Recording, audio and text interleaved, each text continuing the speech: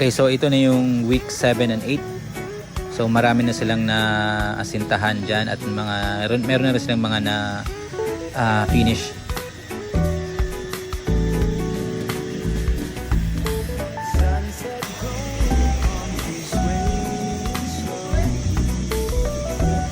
Okay, so ito yung isa sa mga unit.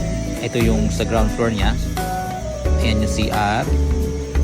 Kasi ito yung hagdan. So, ready na. Ayan yung open space niya sa likod. Pwede siya magsampay doon. Tapos ito yung CR. Ayan, hindi pa tapos. May bintana. Tapos ito yung open space niya sa kabilang side. Dito siya pwede maglaba. Okay, tapos andun yung hagdan. Tapos ito yung bubong sa CR. So, ayan. Magkahiwalay sila kada unit.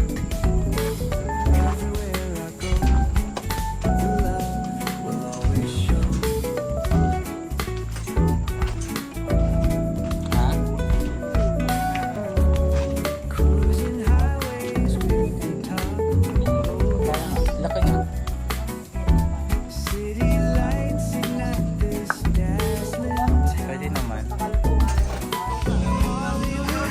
Okay, so ito yung itsura ng kwarto sa taas. So ito yung hagdan. Tapos itong side na to sa ayan, yan.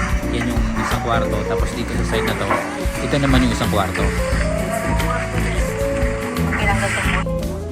Ha? Kaya nga. Buti nga may malilinis sa puno.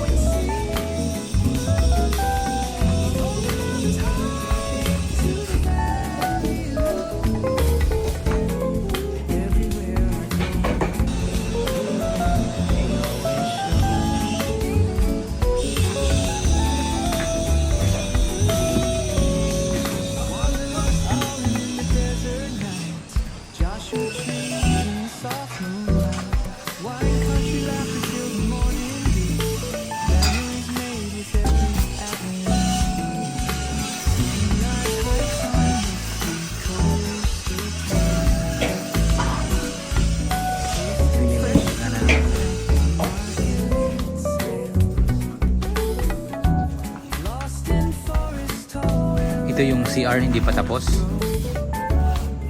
So ayan. Ayan yung CR.